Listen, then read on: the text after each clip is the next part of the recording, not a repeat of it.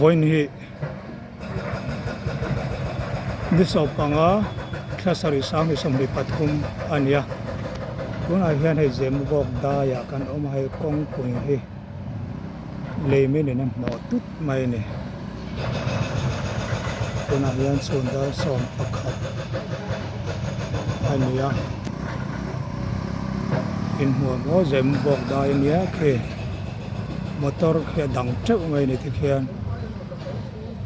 in huam tuna hen zan dar som pakhat ania chuan tlen kan han kal do na